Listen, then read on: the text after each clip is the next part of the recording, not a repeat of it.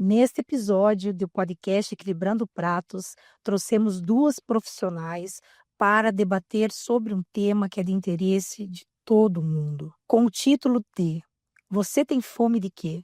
Trouxemos doutora Márcia Lopes, psicóloga, e a nutricionista comportamental Bruna Cândido. Será que a nossa fome é sempre fome de comida? Essa é uma pergunta que iremos responder nesse episódio especial. Muitas vezes, a nossa fome é fome de acolhimento, fome de reconhecimento e fome de afeto. Vamos discutir sobre esse tema. Aproveite esse episódio.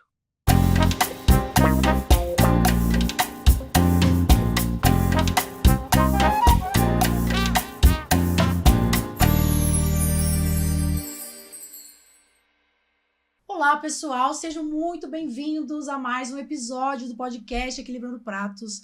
Já estamos no 6º episódio da 2ª temporada desse podcast.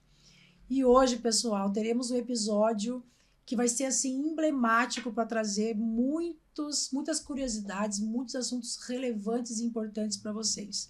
Para vocês ainda que não conhecem o projeto podcast Equilibrando Pratos, nós temos como objetivo falar sobre os diversos desafios da vida moderna, buscando a reflexão para que todos vocês reflitam melhor a respeito desses desafios que estão aí no nosso dia a dia, que a gente sempre busca aí equilibrar melhor os nossos pratos entre a nossa vida, entre o nosso corpo e a nossa mente. Para você que ainda não me conhece, eu sou a Thaisa Wendhausen, eu sou engenheira agrônoma, sou host e fundadora desse podcast, e além da minha área do agro, que eu amo, sou apaixonada, também tenho uma paixão pela área das ciências do comportamento, que englobam aí a psicologia, engloba aí a ciência das emoções e todos diversos assuntos que vocês já estão acostumados de ver aqui no nosso podcast. Hoje, pessoal, eu gostaria de agradecer muito a presença de duas profissionais encantadoras que estão aqui conosco hoje. Você tem fome de quê? Esse é o nome do nosso episódio de hoje. E para falar sobre isso, você tem fome de quê? Trouxemos duas profissionais, que é a psicóloga Márcia Lopes. Seja muito bem-vinda, Márcia, novamente estando aqui conosco. Hoje não como co-host, a Márcia hoje será a nossa convidada especial para falar sobre comportamento e nutrição. Certo, Márcia? Sim. Márcia tem mais de 30 anos de experiência na área de terapias cognitivo-comportamental, não é mesmo, Márcia? Sim. E trouxemos também, pessoal, uma outra convidada, que é a nutricionista Bruna Cândido. Seja muito bem-vinda, Bruna. Muito obrigada. Primeira vez no nosso podcast. E a terceira vez, Márcia, que você está participando conosco, Já é o terceiro episódio, já é o né, terceiro que eu tenho episódio. participado. Quero agradecer mais uma vez. Imagina. É uma experiência incrível e eu tenho certeza que vocês vão adorar o assunto de hoje. O assunto de hoje promete. Bruna, Promete. Nutrição clínica e comportamental. Que interessante, hein, Bruna? Muito interessante, né? Eu Precisamos. sou suspeita para falar. Eu acredito. Agora, esses trabalhos de integração, hoje nós estamos, eu vejo que em muitos assuntos, as abordagens, elas têm sido integrativas, né? Os problemas, eles precisam ser tratados de uma maneira multidisciplinar. Gente, é uma alegria tê-las aqui no nosso programa. Obrigada. E seja bem-vinda também, Bruna. Obrigada pelo convite. Pessoal, antes de dar prosseguimento ao nosso assunto de hoje, que promete, vai render várias polêmicas, gostaríamos aqui de fazer um agradecimento especial aos nossos patrocinadores do podcast Equilibrando Pratos. Então, primeiramente, eu gostaria de agradecer a nossa patrocinadora 1, que é a Clínica de Estética Avançada Patrícia Marchiori. Essa clínica fica localizada na cidade de Mojimirim, aqui no estado de São Paulo. É uma clínica de estética avançada que oferece diversos tratamentos aí de pele.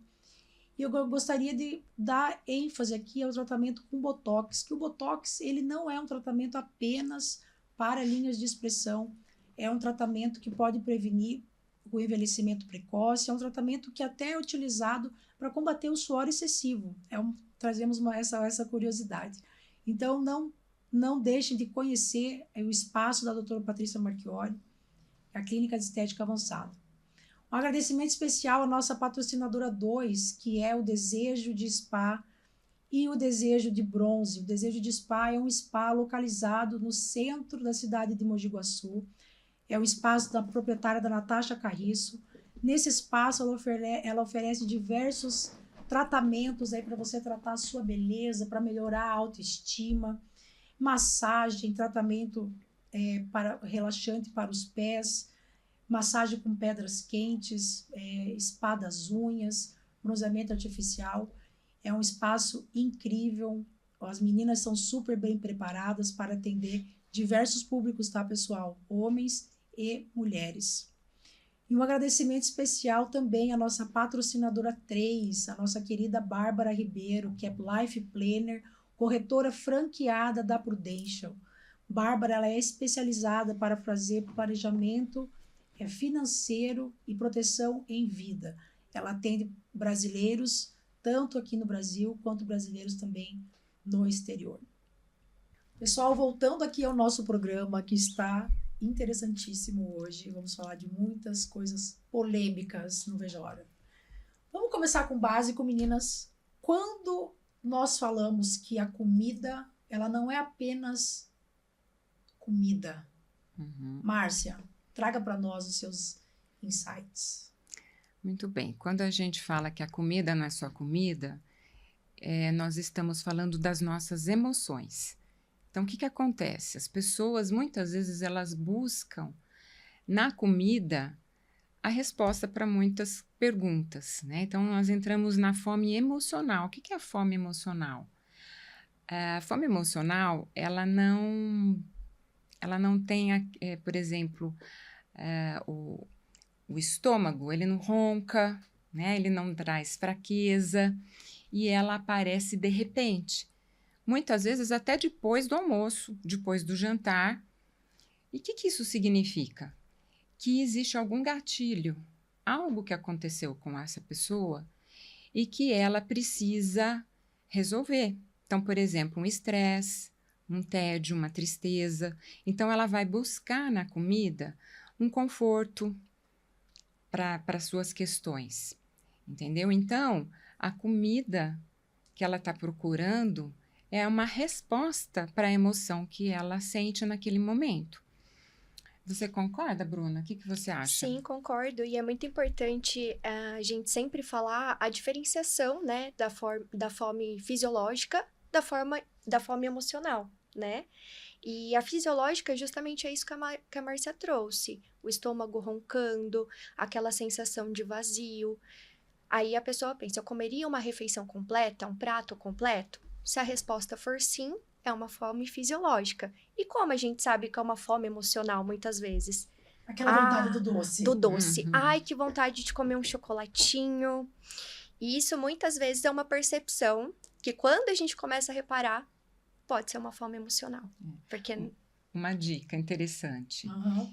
Se a pessoa diz que está com fome, oferece um prato de arroz com feijão. Se ela estiver com fome, ela come. Pode ter ovo ou não. Ela vai comer o arroz e feijão.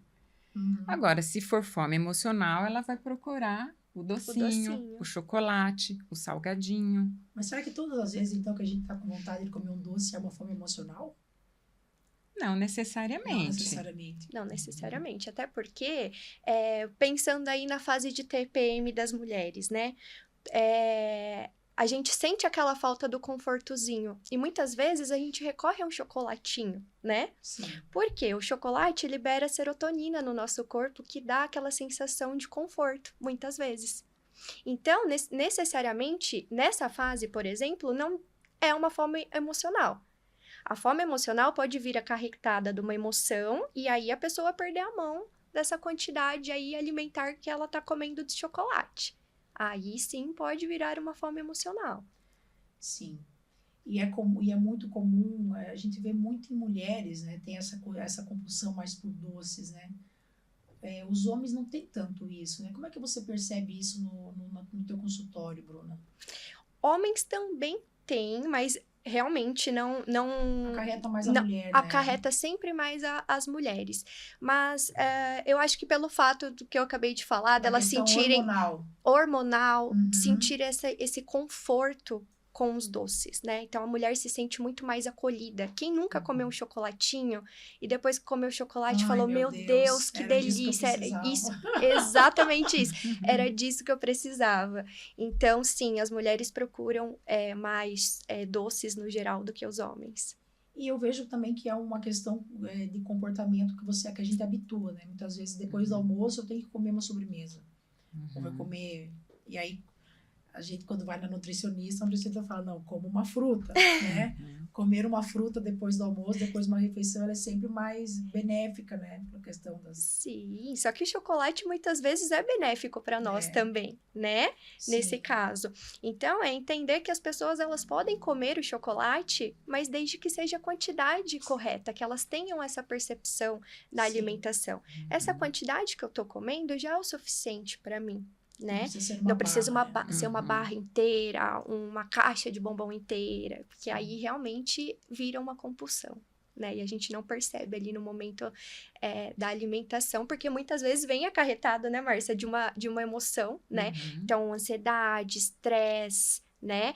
Então, geralmente sempre vem ali com uma emoçãozinha quando a gente acaba excedendo essas quantidades alimentares. Pessoal, agora falando em estresse, correlacionando com a questão do comportamento alimentar, quem que não é estressado hoje, ansioso, doutora Márcia? Você conhece alguém? O estresse faz parte...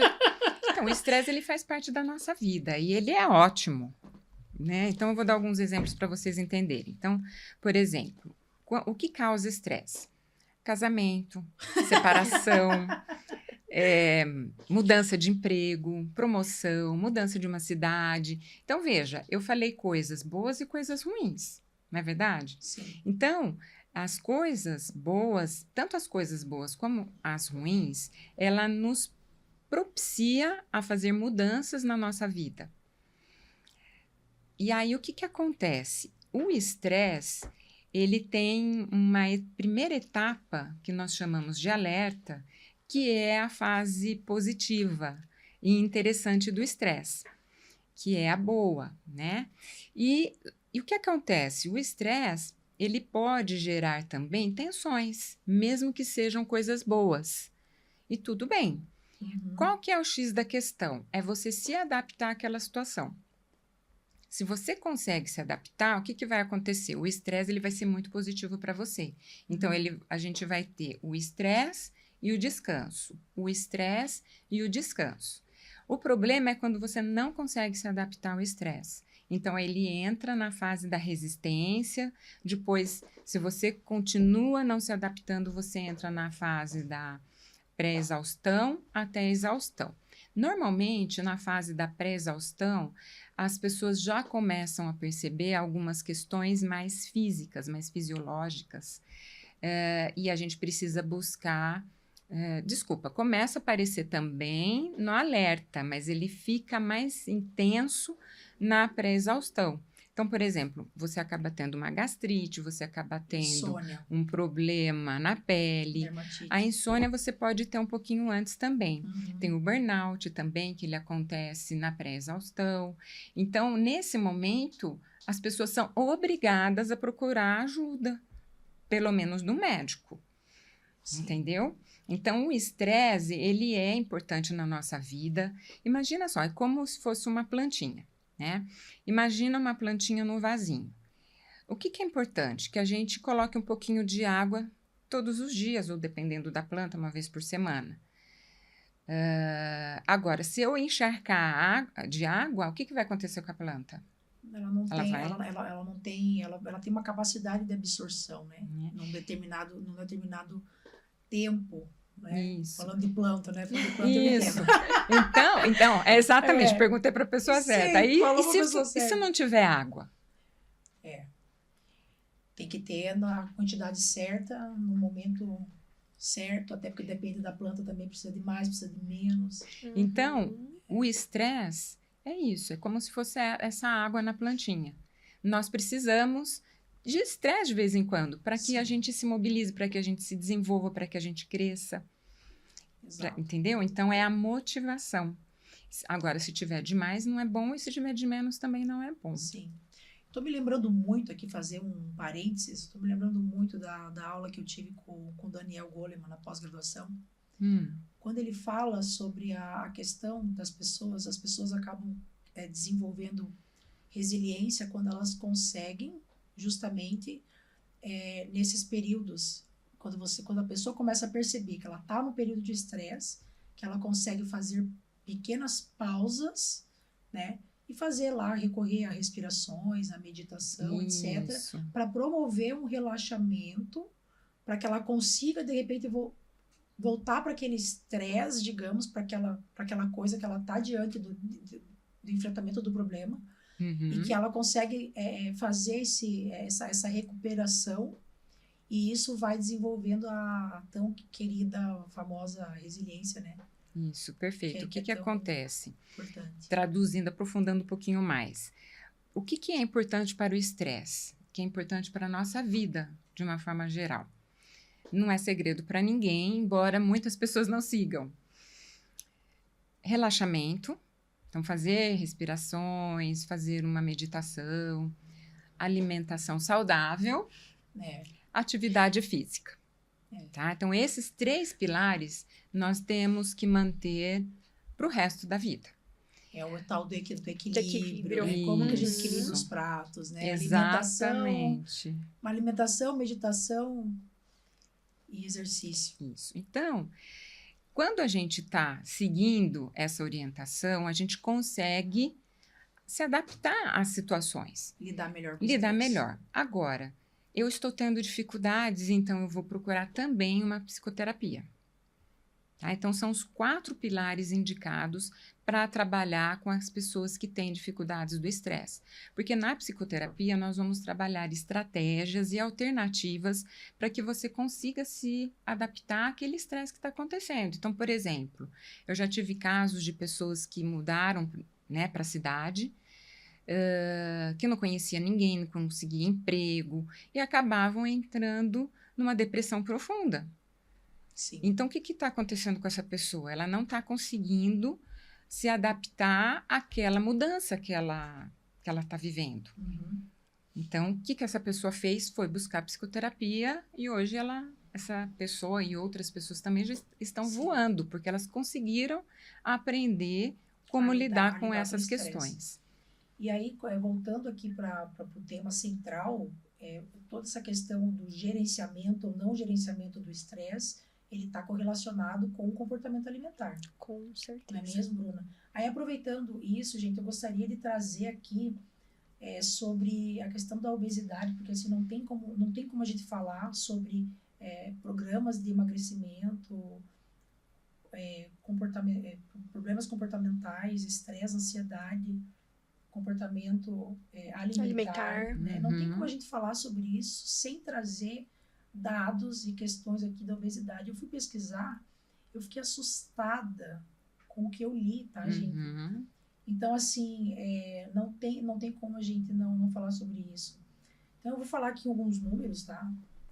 No mundo, são mais de 1 bilhão de pessoas que vivem com obesidade, gente. Isso é mais de 12,5% da população está obesa. Sim. E entre 1990 e 2022, ou seja, em 22 anos, nós tivemos um aumento de 360% de pessoas obesas no mundo. Passou, então, de 221 milhões para mais de 1 bilhão. Gente, isso são dados assustador. preocupantes, E a tendência é piorar, né? Tudo indica. Já tem um dado aqui até 2030, aqui no Brasil... O Brasil, em 2024, registrou 9 milhões de pessoas com obesidade. Né? A obesidade ela afeta 24,3% dos adultos e ela sendo mais prevalente em homens entre 45 e 54 anos. Quero que vocês comentem isso. Com uma taxa de 32,6%. Ou seja, a média é 24,3%. Agora, quando a gente vai para o gênero, né, para o homem, 32,6% dos homens estão obesos, né, entre 45 e 54 anos. E até agora vem esse dado, gente. Até 2030, estima-se que 119 milhões de adultos brasileiros estarão com sobrepeso ou obesidade, o que representará cerca de 68% da população, gente. Muito preocupante, né? 68% da população adulta até 2030 estará com sobrepeso ou obeso neste país. Eu pretendo fazer parte do outro grupo. Eu também. Não, Todos nós, né? Todas nós, né, gente? E até falando um pouquinho disso, esses dados, se a gente for pegar anos atrás, né? Sei lá, 1960, 1970, o número de obesos não era significativo, né? E por que hoje em dia teve esse crescimento, essa mudança, né? E esses dados que são super preocupantes, né? As indústrias, né? Os alimentos industrializados hoje fazem muito parte da alimentação da população no geral. Por quê? São alimentos fáceis, mas em contrapartida são alimentos ricos em sódio, gordura, né? Que muitas vezes não são benéficos para a nossa saúde. E aí vem a questão emocional junto, né? Muitas vezes as pessoas não têm o controle de ansiedade, o controle de estresse, então esse estresse não tem só uma aguinha, né?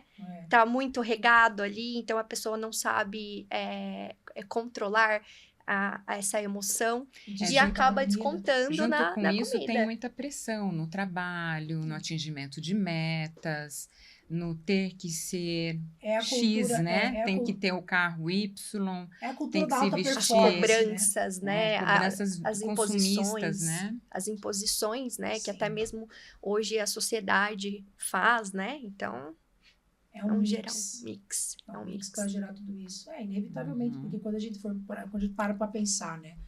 Na época das nossas avós, nas nossas mães até, não tinha iFood, né? Eu quero comer um churros. Nossa, gente, eu pedi um churros semana passada. Depois eu me arrependi, viu, Bruna? Foi só um dia. Não tem problema. Foi só um dia, mas eu fiquei passando tudo mal. bem.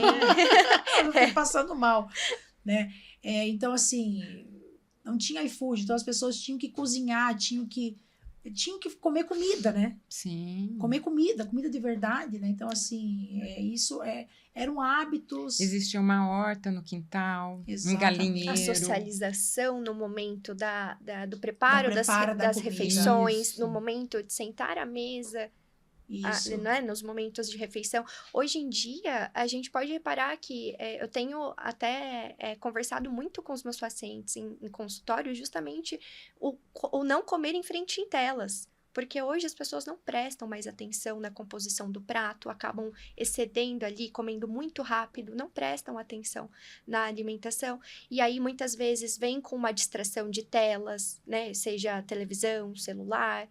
E isso atrapalha também, né? Sim. Você não tá focado no alimentar. No né? alimentar. Mastigar. As pessoas vivem muito hoje no automático, né? Eu até falo nesse modo robotizado, né? Que parece que a gente tem, muitas vezes, uma programação.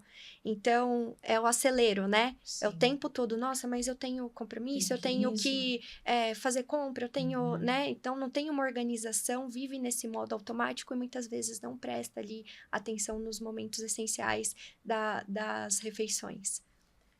Isso é muito interessante. Eu vou fazer 40 anos esse ano, que eu estava comentando com você, Bruna. E eu vou na nutricionista, eu passo com nutricionista desde os meus 15 anos. Então, durante todos esses anos, eu aprendi muitas coisas. Eu lembro que uma das coisas muito importantes que a nutricionista ensina é assim, aprenda a mastigar. Né? Porque quando você aprende a mastigar, bom, primeiro que vai trituradinho lá pro estômago, já facilita a absorção de nutrientes, todo esse, né, blá, blá, blá. E tem uma correlação também com a produção do hormônio. Quando você está mastigando, você induz o cérebro a produzir o hormônio da saciedade, não é isso, Bruna? Isso. O hipotálamo, que é uma parte do nosso cérebro, ele é o receptor da fome e da sede, né? Então, parece muito chato, né? A gente cresce ouvindo, não, você precisa ter um mínimo de tempo de 15 minutos de refeição, você precisa mastigar bem, mas realmente é necessário, porque até quem busca o emagrecimento, isso é muito importante, né? Você sentir o sabor do alimento, você mastigar devagar, lentamente, sentindo o sabor, ajuda nesse processo de absorção do alimento também, né? E, consequentemente, quando você come num tempo correto, você se sente mais tempo saciado. Pode perceber, quando a gente come mais rápido, parece que não faz digestão direito. E tem fome, Dá né? fome. Passa o quê? 1 hora, 1 hora e meia, a gente já começa a sentir fome novamente. Mas por quê? Porque o corpo ali correu para fazer digestão, não fez uma absorção correta. Eu tenho me policiado pra não, tipo assim, não vou comer não. Celular, não, deixa de lado. Mas é que tem vezes que não tem jeito, né? Porque assim, o tempo, às vezes quando você para, assim, parei pra comer, é o tempo que você tem lá, trocentos áudios pra ouvir, aí você coloca, né? A pessoa vai falando, tá. Mas não adianta, você não tem concentração. Exatamente. Mas isso, eu até brinco com E os meus gera pacientes. ansiedade. Gera ansiedade. E gera ansiedade. Gera ansiedade. Eu até brinco, né? Que nós temos hábitos desde pequenos, né? E um deles é um exemplo bem, bem bobo, assim, mas que faz todo sentido. A gente escova os dentes todos os dias, né? São hábitos que a gente tem da nossa rotina. Quando a gente começa e quer começar essas mudanças de hábitos, o da alimentação é um deles. Então, quando a gente trabalha esse momento da refeição aos poucos, dosando aos poucos, separar a tela, deixar de assistir, a gente vai começando a sentir mais o corpo, se conectando mais com o corpo e vendo o essencial que isso é para nossa alimentação. Sim. É o tal do não ser a multitarefa, né? Que a multitarefa traz a ansiedade, não é benéfico, você não acaba não fazendo nada direito. E são hábitos depois que vocês vão acostumando ali com o tempo a deixar o celular, telas de lado. Eu tenho me policiado para isso, gente, mas confesso que nesse mundo, né, nessa vida louca que a gente vive, né, esse negócio da tal da alta performance, que você tem que ser um monte de coisa. Mas já é um começo, se você está tentando, já é um começo. Né? Já tem a consciência. consciência. Já trouxe para consciência, Já né? trouxe para consciência e já está procurando fazer alguma coisa, porque a mudança ela não acontece de um dia para o outro. Que é isso que acontece nesses tratamentos. As pessoas vão numa expectativa mágica. E mudança não é magia. Mudança é persistência, é rotina, é promover ações de pouco a pouco, que é isso que vai dar sustentabilidade para o resultado. Márcia, eu queria que você comentasse a questão da obesidade. O quanto que isso está correlacionado com os transtornos mentais. Ou seja, eu queria saber o seguinte, da galera que é obeso, que tem problema com obesidade, qual o percentual dessa galera que tem um transtorno mental associado? Você consegue? Existem estudos que diz o seguinte, as pessoas obesas, das pessoas obesas, de 30 a 60%, de 30 a 60% tem transtornos mentais. Quais são esses transtornos mentais? Transtorno de ansiedade generalizada, que é o famoso TAG, é a depressão, a própria compulsão alimentar e, em alguns casos, o transtorno de personalidade e o TDAH. Então, muitos deles atuam comendo, né, com a compulsão alimentar, e outros transtornos é mais do impulso, né? Ele tem uma impulsividade alimentar, tá? E sabe o que é interessante, Thaisa? Que é assim, os transtornos alimentares podem gerar a obesidade e a obesidade também pode gerar os transtornos. Como que funciona? Então, por exemplo, aquelas pessoas que têm o transtorno mental, então o que acontece? Ele vai ter a compulsão para satisfazer aquela emoção negativa, né? Para lidar com a satisfação negativa. Ele não tem uma outra forma para lidar. Não o que ele aprendeu, o recurso que ele aprendeu é a comida, através da comida, tá? Nós temos muitas medicações que acabam ajudando no reganho de peso. Então, isso é uma conversa importante com o psiquiatra, para que ele saiba da sua tendência, se for seu caso, e pedir para que ele substitua por outra medicação. Isso não significa que não deve tomar medicação. Deve, Sim, porque faz sim. parte do tratamento e é importante, Uhum. tá? Então, essas questões, eles acabam influenciando na obesidade, tá? Por outro lado, aquelas pessoas que já são obesas, o que acontece? Existe o estigma social, onde as pessoas vão ficar mais ansiosas, mais depressivas, vai aumentar a baixa autoestima devido ao seu estado de obesidade. Tá? Então, essas questões também vão influenciar na ansiedade, na depressão, na baixa autoestima, e assim vai. Né? Parece que é um ciclo vicioso, né? As coisas, elas acabam se interrelacionando, né? Uma coisa puxa a outra. Sim. Meninas, pergunta agora para vocês duas, porque tem tudo a ver, né? Nutrição comportamental, psicologia. Tem muita gente que sente aquela coisa à noite, assim. Nossa, meu Deus do céu. De dia, durante o dia eu até vou bem na alimentação, mas chego em casa, que vontade de comer tudo, Uhum. né? Tem muita gente sofre disso, né? Sim, a compulsão alimentar, né? Como que vocês veem, como que a gente pode identificar se é a tal da fome física, se é a fome emocional? Por que acontece isso? E por que acontece isso mais à noite, quando as pessoas chegam em casa? Então, à noite não tem tanta distração, né? Isso que eu- Não tem o trabalho, não tem atividade física, quando faz, né? Não tem aquilo que eu preciso focar. Não tem os meus filhos, tá todo mundo dormindo. Então, é o momento do vazio. Então, o momento do vazio, Olha, eu vou na só, geladeira. meu Deus, O que eu posso fazer, né? O que eu vou fazer? Acho que eu vou comer alguma coisinha. O momento do vazio. Mas é um vazio interno, né? Onde eu fico Não é o vazio lembrando do das estômago, coisas. necessariamente. Não necessariamente, porque eu devo ter jantado, né? Sim, E é um vazio emocional. é o emocional. Então, busca lá na geladeira encontrar solução para os seus problemas. Um conforto, Um muitas conforto. vezes. Né, Bruna? Uma companhia, né? Sim.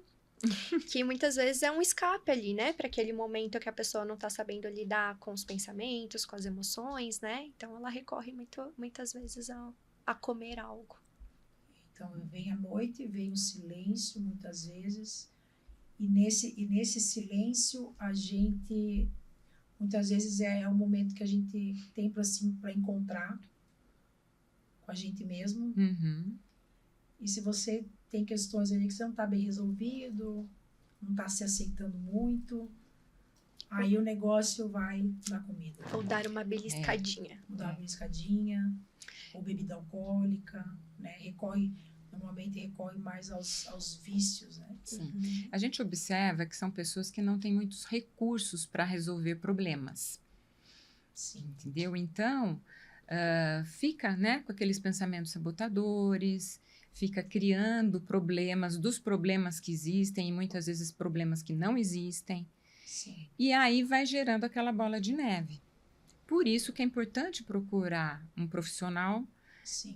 quando você se observa nesse momento, tanto o nutricionista como o psicólogo. Nutricionista ajudando muito aí na parte de reorganização da rotina, dos horários de alimentação, né? Respeitando as vontades, e a psicologia que é essencial também para a pessoa entender ali esses momentos de emoção, né? E como ela pode trabalhar isso. Não, perfeito, meninas. Porque assim, o que eu vejo é que quando a gente fala de recursos para resolver os problemas, bom, pensando que a gente vai, agora eu vou falar com a audiência aqui, pensando que a sua vida é resolver problema, não é mesmo? A vida de todo mundo aqui é resolver problema, né? Eu tenho dito muito que eu tô numa fase da minha vida que eu tô escalonando o BO, sabe? É o BO maior pro menor, tem muitos, né? Então você faz uma classificação do BO e você escalona para resolver, e a gente não vai resolver tudo do mesmo jeito. Agora, desenvolver, então assim, entendendo que nós teremos problemas a vida inteira para resolver, isso significa viver,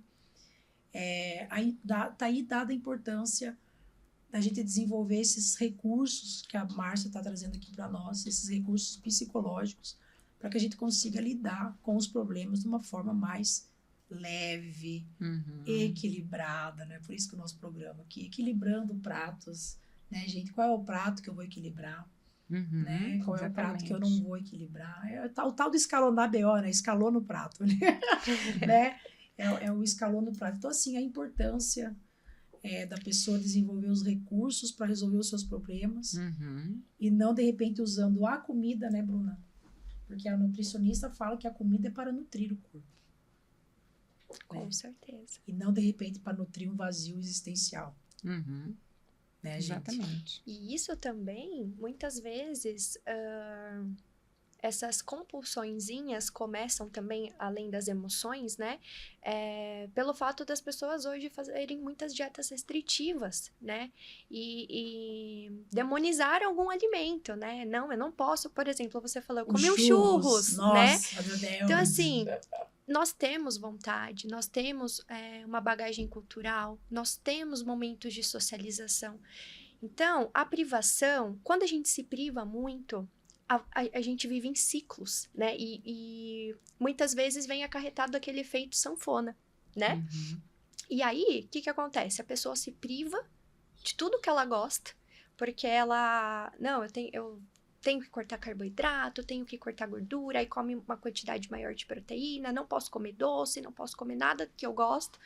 E vai entrando essa parte forte de privação, a pessoa vai ficando cada vez mais com vontade, porque ela não consegue ali manter por muito tempo. Sim, não é sustentável. Porque isso é um terrorismo, né? Com a gente mesmo. Né? A gente deixar de comer, de às vezes ir jantar com uma amiga, com um namorado, com alguém, né? E aí, vem esses momentos de compulsão também. Só que em pouca quantidade? Não. Muitas vezes, as pessoas perdem a linha mesmo da quantidade, mas por não observar que aquilo tudo foi ocasionado por uma restrição severa alimentar, né? Uhum. A restrição severa não é contra o equilibrar pratos, né? Exatamente. Uma próxima que eu ia perguntar para vocês aqui, quais seriam, né, os gatilhos emocionais mais comuns que levam as pessoas a descontar? Então, são as emoções, né? Então, quais são esses gatilhos? O estresse, a tristeza, a decepção, frustração, todas essas emoções, a saudade, culpa. Então, todas essas emoções vão propiciar para que as pessoas resolvam os problemas. Resolvam através da comida. E da bebida também, né, gente? Da bebida também. Nossa, e outras questões também. Vejo, assim, é preocupante. Assim, teve uma época que eu trabalhei, eu não vou citar, obviamente, mas assim, teve uma época que eu trabalhei numa dada empresa aí, que eu tinha contato com o pessoal, e eu ficava assustada, assim, porque eles bebem todo dia. Mas não é assim, sextou, né, eu vou beber. Era todo dia. Eu falo, gente... E assim, realmente, né, tinha uma rotina, assim, muito puxada, né, de trabalho, né, muita pressão, ambientes assim que... Mas é aquilo, né? Não desenvolveu o recurso, as estratégias, recursos né? emocionais, as estratégias para resolver os problemas. Para resolver, exatamente. Então, como lidar com a pressão do trabalho? A pressão do trabalho, às vezes a pessoa tem uma percepção que o chefe está querendo puxar o tapete dele. Tem várias percepções. Não significa necessariamente que é uma realidade, que é uma verdade. Mas ele acredita. Então, isso vai acabar gerando o que a gente chama de distorções, né? Eu penso de uma forma disfuncional, eu acabo distorcendo aquela realidade e isso vai gerar um comportamento inadequado, um comportamento que vai trazer prejuízo. Então, o que é importante? Eu começar a estar atento primeiro às minhas emoções, o que causa essas minhas emoções, para começar a entender como que eu posso resolver, para começar a buscar alternativas para resolver aquele problema. Então, se eu acho que o meu chefe não gosta de mim, está querendo puxar meu tapete, eu tenho que buscar evidências. Quais são as evidências, lembra Bruna? daquela? Lembra da pergunta? O bordão base? Da doutora Márcia, Bruno, não sei se você sabe, a Márcia foi uma psicóloga por 6 anos, né? E assim, ela me viu em vários momentos da minha vida. E quando eu começava, assim, eu trazia, né, na sessão, eu falei assim, não, Márcia, meu Deus, que tá acontecendo isso? Porque é isso. E eu trazia os meus diagnósticos. E ela virava para mim assim, Thaisa, quais são as evidências? Mas assim, aí virou um bordão. E eu propago isso com as pessoas que convivem comigo. Eu olho assim, mas peraí, mas quais são as evidências disso que você tá falando? Mas só que isso é um recurso. Sim. Da gente se perguntar. De começar a entender o que está acontecendo. Organizar, né, os pensamentos, né? Porque a gente tá ali num mix de emoções, né? Então, muitas vezes a gente não consegue organizar. E fazer essas autoperguntas ajudam muito, então, assim, né? Quais por são exemplo, por que eu acho que o meu chefe está querendo puxar o meu tapete? O que ele fez exatamente?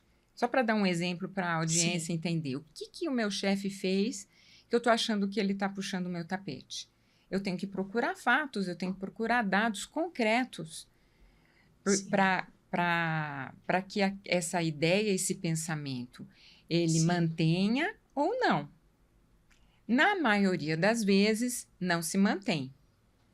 E isso já dá uma dica.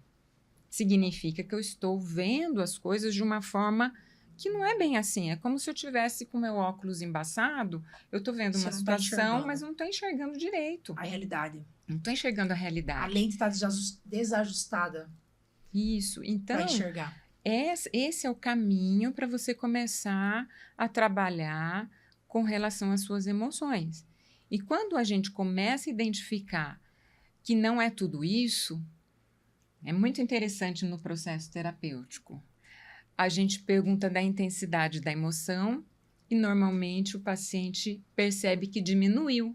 Quando nós fazemos reflexões, quando nós pensamos em possibilidades, o que esse comportamento significa. Você começa a questionar, né? Começa a questionar a emoção que acontece. Ela diminui a intensidade. Porque as emoções, gente, sempre vão existir.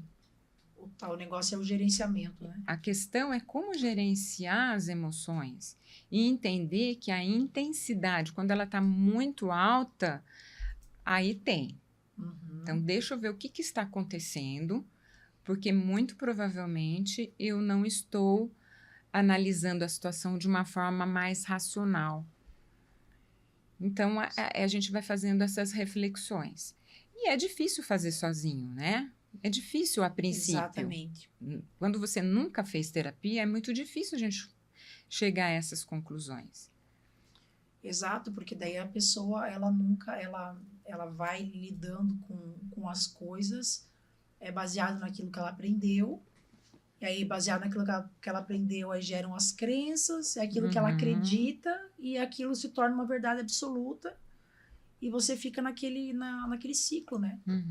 E as pessoas, muitas vezes, eu acho que elas também não têm a consciência, né, do quanto que essa falta de recurso cognitivo que você trouxe, Márcia, o quanto que ela impacta na questão do comportamento alimentar. Sim, exatamente. Né, Bruna? E eu vejo que a questão como a gente falou no começo do programa, com relação à questão da obesidade, é claro que existe toda essa questão da nossa mudança de comportamento enquanto sociedade, né? Então, assim, vieram as indústrias, tem as indústrias alimentícias, vem toda essa questão da cultura da alta performance, né? Que você tem que produzir, né? Tem que equilibrar X milhões de pratos, né? E você tem que produzir, etc, etc. Isso acarreta uma série de consequências, mas também a questão da obesidade, da questão do sobrepeso. Então, mas olha que interessante. Ela está correlacionada com essa falta, na verdade, de recurso psicológico. Porque veja só, olha que interessante. Todos nós sabemos o que é preciso para emagrecer. Então, nós sabemos o que a gente pode comer, nós sabemos que se a gente fizer atividade física vai ajudar. Por que não dá certo? Porque a gente sabe o que tem que fazer, mas a questão a autossabotagem, vamos falar disso. A questão, só para fechar isso, a questão é como fazer. que é aí que entra o aspecto comportamental. As pessoas, elas sabem o que precisa fazer, o quê? mas Não o como fazer isso. Então, meninas, aproveitando, vamos trazer aqui para vocês falarem sobre o programa Reset Leve, né, que é o programa que vocês têm para emagrecimento, e aí ressaltando, né, que o emagrecimento ele não está apenas para as pessoas obesas, né? Eu acho que qual é a mulher que não precisa perder 2 quilos, né? Não é? 2 ou 3, né? Eu acho que não existe, né? Qual é a mulher que está satisfeita? Reset Leve é, então, a dieta do desbloqueio emocional. Então, esse desbloqueio, ele é de qualquer coisa, né? Desbloqueio daquele que é obeso, daquele que não é obeso e que ele acha que ou que não está bem. Porque, assim, a crença o pensamento sabotador é o que pensam de mim, o que pensam sobre mim. Para gostarem, para me amarem, porque provavelmente a crença que está por trás do que você trouxe, para me amarem eu tenho que estar perfeita, ter um corpo perfeito, não ter nenhuma dobrinha, né? Enquanto tem alguns bebês que o pessoal adora as dobrinhas, né? Mas, então, o programa, ele está aberto para qualquer questão. E por que é importante? Qual que é o diferencial? Porque existe um trabalho da psicóloga junto com a nutricionista, onde nós discutimos os casos, então existe um alinhamento, as pessoas dizem que, nossa, é interessante, eu escuto da Bruna a mesma coisa que eu escuto de você, então existe uma sintonia, nós estamos indo para o mesmo caminho. Então, esse é um diferencial que nós encontramos, que nós achamos importante no projeto. Você queria comentar alguma coisa? Não, eu até ia fazer um adendo sobre isso, né? Que o Reset Leve nasceu justamente da escuta, né? Com as pessoas, né? Desse dores, acolhimento, né? Das dores. Então, a Márcia traz dessa abordagem terapêutica esse trabalho que eu também consigo identificar aí na parte alimentar. E a gente, como ela falou, sempre tem essa troca, né? Essa discussão de casos para que a gente sempre esteja ali fazendo... uma mesma abordagem, né, de tratamento e transformando essa pessoa de dentro para fora. E existem fases, né, que nós trabalhamos. Então, tem a fase do emagrecimento, onde nós vamos trabalhar com técnicas cognitivos comportamentais. Então, a gente trabalha a questão da reestruturação, que a gente falou bastante aqui. Sim. Tem também técnicas comportamentais que ajudam a pessoa a promover mudanças. E a desenvolver o tal dos recursos. E os recursos, as estratégias, é um conjunto de técnicas que vai estar ajudando a pessoa. E aí tem uma segunda fase que é da manutenção, porque existem muitas dificuldades que a gente observa de uma forma geral nos tratamentos, é que a pessoa emagrece e acabou o tratamento. Só que existe o depois. Como que eu faço para manter? Então, esse é um grande diferencial do tratamento, que é trabalhar com a manutenção, porque nessa fase é que existem os lapsos, é que existem as recaídas, então a gente vai ensinar o paciente a lidar com essas dificuldades. E tornar o processo sustentável, né? É um processo sustentável. E é um programa que tem duração de até 30 semanas, não é um processo tão longo, mas todo o processo que está ligado à terapia cognitivo-comportamental tem como proposta treinar a pessoa para que ela aprenda a fazer, como você faz quando você busca as evidências. Entendeu? Eu aprendi, viu? Aprendi a buscar as evidências, meu Deus. E existem algumas modalidades, né, que nós trabalhamos. Então, a gente trabalha com a modalidade individual, nós trabalhamos também com a grupal, então, com grupo, né? E nós temos também um diferencial que é oferecer essa proposta para empresas, onde nós fazemos palestras de sensibilização, de psicoeducação e também trabalhamos também trabalhamos com grupos dentro da empresa que tem esses casos, porque o que acontece na empresa? A empresa precisa também trabalhar com o bem-estar do seu profissional. Relacionado com o bem-estar, né? Com tudo do bem-estar. Muito importante isso. Com o bem-estar no trabalho. né? Porque quando o funcionário ele está bem no seu trabalho, ele vai produzir ter mais. bons resultados também. É o tal do ser humano feliz produz. Isso. Né? E a Exatamente. empresa está interessada no profit, Uhum. né? Não é assim, não, agora todo mundo virou bonzinho. Não é que virou bonzinho. Eu quero que você seja feliz É uma porque eu sou troca, bonzinho. né? Eu É uma quero que você seja troca. feliz para lucrar acho que mais. é isso, uma troca. Sim. Né? Eu quero que você seja feliz porque eu quero lucrar mais.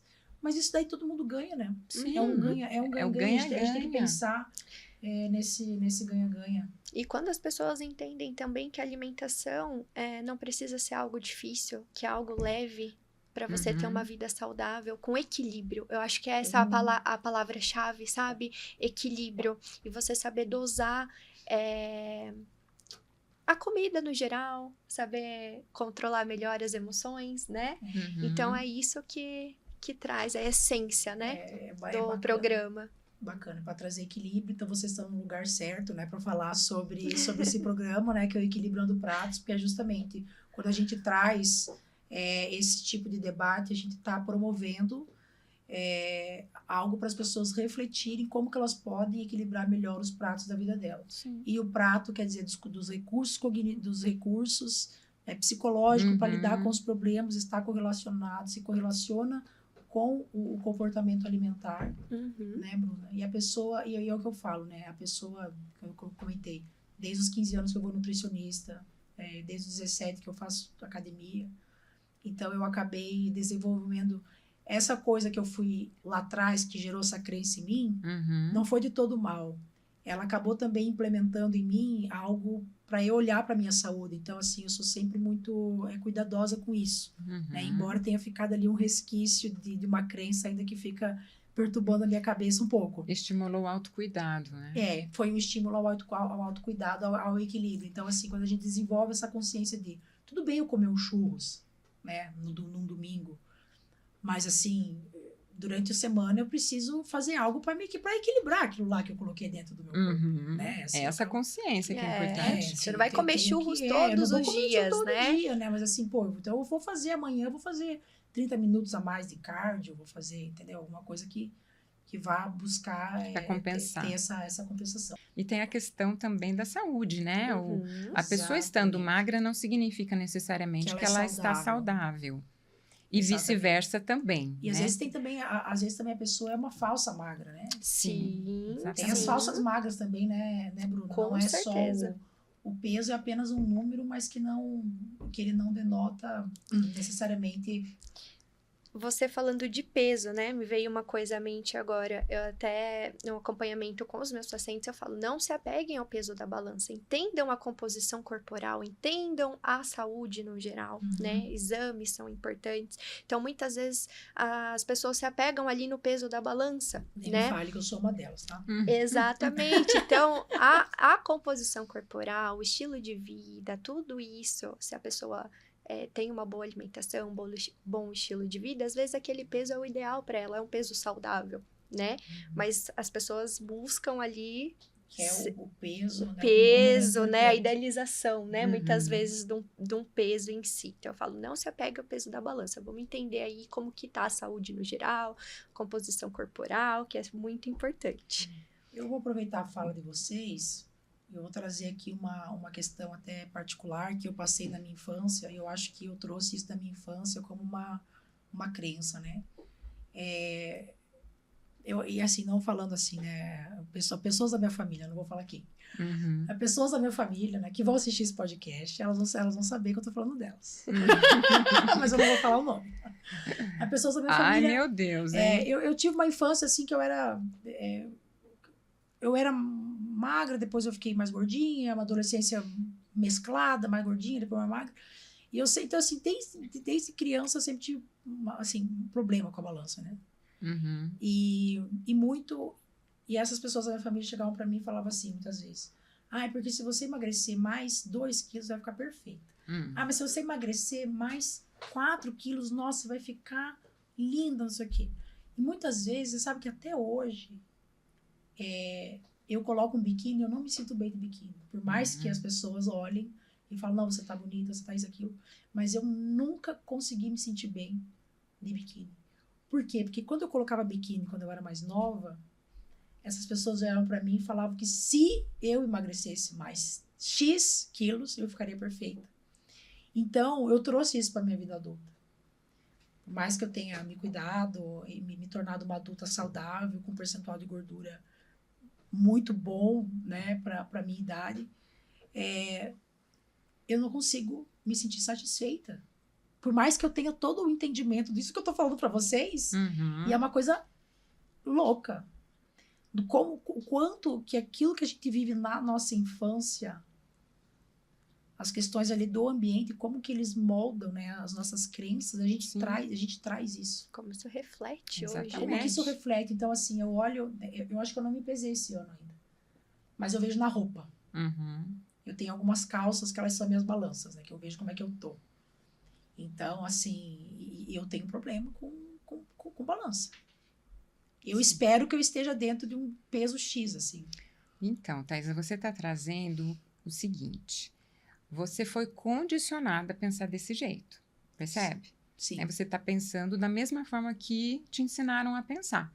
Então, nós trazemos da nossa infância crenças, como você disse, e nós vamos nos condicionando a tudo isso, tá?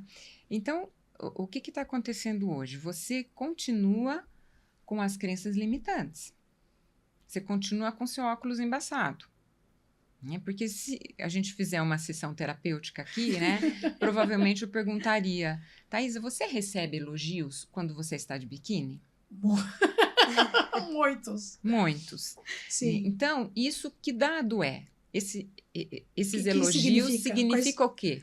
Qual é a evidência? A disso? evidência, eu ia falar isso agora. Qual é a evidência? Né? Então, O que evidenciou esses elogios? Então, assim, eu estou levantando uma hipótese aqui com você, né? Sim. Porque eu tenho certeza que você é elogiada. Muito mais do que você era elogiada na sua infância.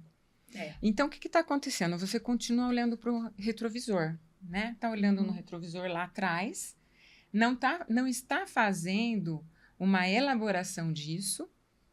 Sim. Né? E verificando que você está no padrão que realmente você estava buscando. Exato. Né? Algumas insatisfações a gente pode ter. Poxa, pode ter uma gordurinha aqui, uma gordurinha ali, tudo bem. Isso faz parte, porque nós somos críticos, né? Nós tentamos ser perfeccionistas, mas a gente não pode exagerar. É diferente, por exemplo, de uma pessoa que tem um transtorno mental anorexo, por exemplo. Sim. Que aí existe um exagero. Claro. Com relação à roupa, que número que tem que vestir, porque ela não se percebe adequada. Então, Sim. tudo isso está relacionado à nossa percepção e o que foi construído ao longo da nossa vida. Quais as crenças que nós mantemos, entendeu? Exato. Então, aí, toda vez que alguém te elogiar, puxa vida, está diferente do que eu ouvia lá na infância. Isso. Então, são dados que você pode começar a desconstruir. Você pode debater isso com você. Lembra que eu já te ensinei? Gente, vamos debater os pensamentos. São anos, né? Pensamentos geram sentimentos, sentimentos geram comportamentos. Isso. Ai, meu Deus, um mantra. Então, vamos debater se esse pensamento é real. E eu acho que essa questão da gente, eu acho que assim, a gente querer melhorar não é ruim. Mas é uma linha, eu percebo que é uma linha tênue, né? Desse querer melhorar e esse querer melhorar se tornar algo patológico. Isso. Né? Eu estava com uma pessoa essa semana que, assim, tipo, a pessoa é um atleta. Uhum. É um atleta. Enfim, um ex-atleta profissional. E falando que não tá bem. Ele tá achando que não tá bem. Eu falo, gente, como assim? E é engraçado que daí ele falava pra mim assim, não, você está ótima. E eu olhava pra essa pessoa e falava assim, não, mas você também está ótimo.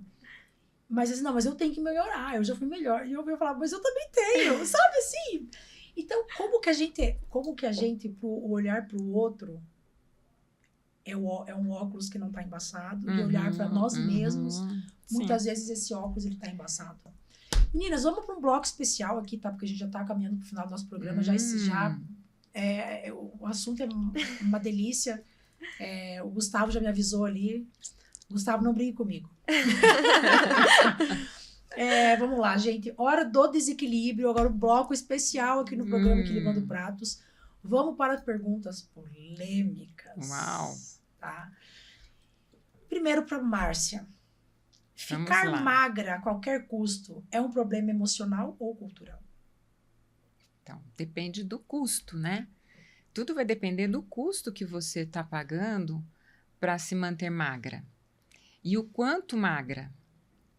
Então, tem o custo interno, o que eu quero, o que eu desejo, isso que eu quero realmente está dentro do saudável, ele me traz sofrimento ou não. E, claro, que existe a influência da sociedade. Sim. O quanto que eu estou dentro dessa influência, né? Parece que as coisas estão mudando um pouquinho sobre isso, né? Está tendo Essa cultura da aceitação, né? Está tendo mais aceitação. E também é perigoso, né? Porque a aceitação para tudo também não é legal. Ruim. Então, a gente tem que ter um equilíbrio dessa resposta. Então, tentar entender o equilíbrio da altura, do peso, de vez em quando fazer algumas consultas com os profissionais para entender como que ele vê, o que ele pensa. Então, é importante o autocuidado aí, né? Sim. O tal do quando fala assim, eu sou gordinho, mas eu sou feliz. A gente escuta muito isso, né? Será que isso eu sou feliz mesmo? A pessoa é feliz mesmo ou ela tá papo furado? Então, no consultório a gente espera que a pessoa fale a verdade, se é feliz mesmo. Sim. Né? Porque se tiver lá no consultório mentindo, tá pagando para se auto-sabotar. Sim. Né? Então, a gente só vai entender mesmo baseado no comportamento dessa pessoa, se realmente ela é feliz ou não. Uhum. E você já atendeu, Márcia, alguém que prefere engordar do que enfrentar um trauma emocional? Não tenho dúvidas disso. Mais comum do que se pensa. É mais comum do que se possa imaginar. Então, o que acontece? Tem pessoas que não estão preparadas para promover mudanças na sua vida. É porque existe um esforço. O que acontece? Nós crescemos, né? Nós vamos construindo um condicionamento, né? A crença e o comportamento. Então, nessa construção, o nosso cérebro ele vai se programando para uma forma de pensar, uma forma de viver. Aí chega um dado momento que eu quero fazer mudanças. O cérebro ele vai atrapalhar a gente, porque ele prefere trabalhar no piloto automático. Ele prefere ficar no conforto. Então, para que você promova mudanças, vai ser um pouquinho mais difícil. Você tem que ser persistente, você tem que ter claro o que você precisa fazer. É uma decisão. É uma decisão. Então, tem pessoas que não estão nessa fase. Certo. Porque ela vai ter que promover as mudanças necessárias e tem um esforço. Só que todo esforço tem um resultado. Perfeito. Comer por ansiedade é desculpa ou doença? Bom, a ansiedade, a gente já falou que é um transtorno, né? Transtorno de ansiedade, ela é um transtorno mental que está dentro do grupo dos obesos. Né? Lembra que eu comentei? Sim. Então, a ansiedade, ela já está demonstrando, né? Principalmente se ela utiliza da comida, do alimento, para ficar mais calmo, para ficar mais tranquilo, eu não tenho dúvida que ele precisa se rever nesse uma caso. Doença, então. Ele, no mínimo, ele precisa avaliar qual que é a intensidade, qual que é a frequência desse comportamento. Então, é doença. Depende da intensidade. Depende da intensidade. E da frequência. É isso que vai determinar se é doença ou não. Certo. Tá? E você acha que a indústria da dieta lucra com a nossa baixa autoestima? Eu acredito que a indústria, ela lucra com tudo. Com a baixa autoestima, com a alta autoestima. Então, assim, onde que está o problema? Não está no outro. A gente tem que parar de colocar a culpa no outro. Entendeu? Perfeito. Entenda que você é responsável pelos seus comportamentos, pelas suas atitudes, pela tua felicidade. Ótimo. Então, você que Protagonismo. define se você vai na onda da indústria ou não. Se você vai comer o fast food ou não. Por exemplo, entendeu? Você que decide se você vai cozinhar, A escolha é se você vai fazer uma sua. batata Se você doce, vai um frango, cozinhar. Exatamente. você vai pedir um lanche. Então, parem de colocar a culpa nos outros. É. Por favor. Se não, me procurem. É Se for isso. difícil, me procure. Isso mesmo, isso mesmo. Bruna, para você, as perguntas aqui. Você acredita que as dietas restritivas são uma forma de autossabotagem disfarçada de disciplina? Sim, com certeza. Porque levam aos ciclos que a gente comentou, né? Anteriormente. E geram culpa. Então, a pessoa começa uma dieta restritiva, depois começa o efeito sanfona, volta e sempre vai se autossabotando. Perfeito. Você já sugeriu que um paciente se engordasse para sair de um padrão tóxico? Na verdade, engordar, não. Mas trabalhar, acolher esse paciente, né? Uhum. E trabalhar junto com a terapeuta o comportamento desse paciente, para que aí sim ele atingisse o objetivo dele. Perfeito. Quem vende detox em cápsula deveria perder o CRN? Meu Deus, super polêmica essa pergunta, né? Mas eu acredito que o CRN, ele tenha que investigar bem, né?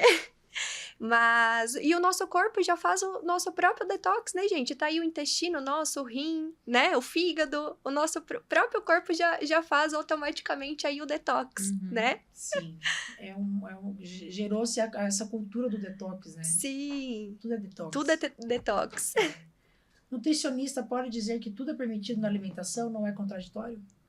Não, desde que a gente faça tudo com equilíbrio, né? Que a gente siga uma rotina alimentar, que a gente coma a quantidade ideal calculada pela nutricionista, né? Sem restrições severas, né? E comem de tudo um pouco, inclusive o exemplo dos churros mais uma vez.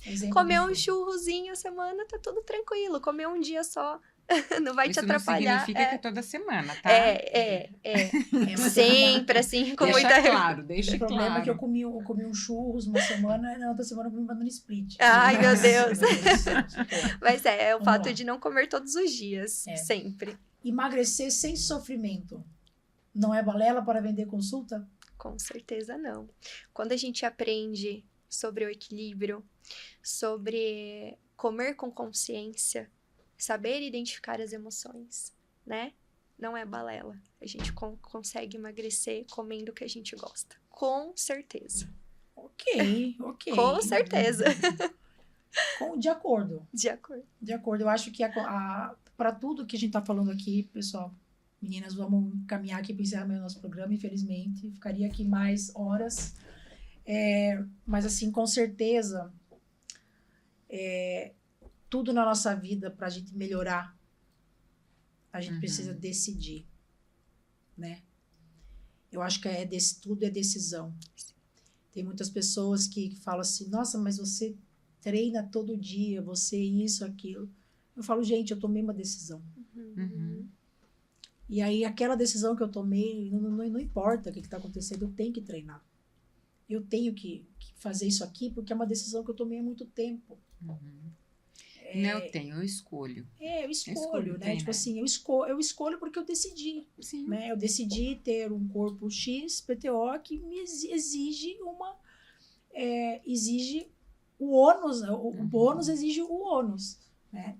Então, eu queria que vocês trouxessem aqui, vocês falaram do programa Reset Leve, como que o programa Reset Leve, então, pode ajudar as pessoas a equilibrar os pratos? Vamos começar.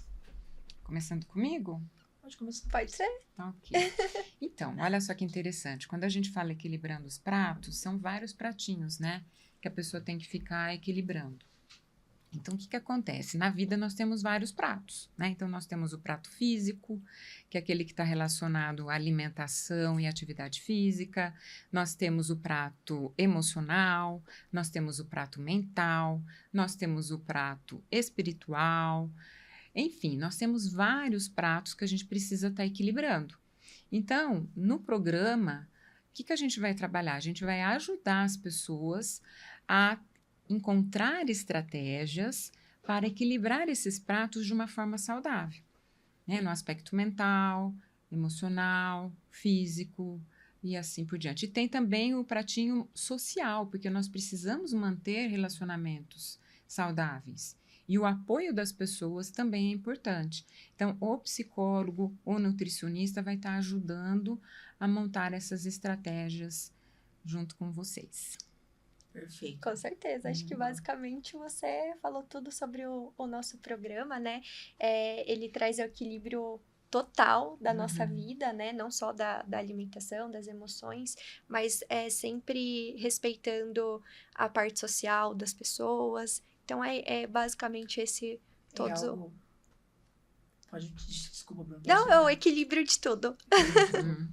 É algo personalizado, né? Porque cada pessoa vem de uma realidade, tem uma vida diferente. Sim. Eu acho que o conceito, por isso o conceito de equilíbrio, ele é relativo, né? Não existe um equilíbrio, o perfeito e aquilo que a gente coloca, mas é algo relativo que cabe cada um encontrar isso de acordo com a vida que tem e de acordo com a fase da vida que está vivendo também.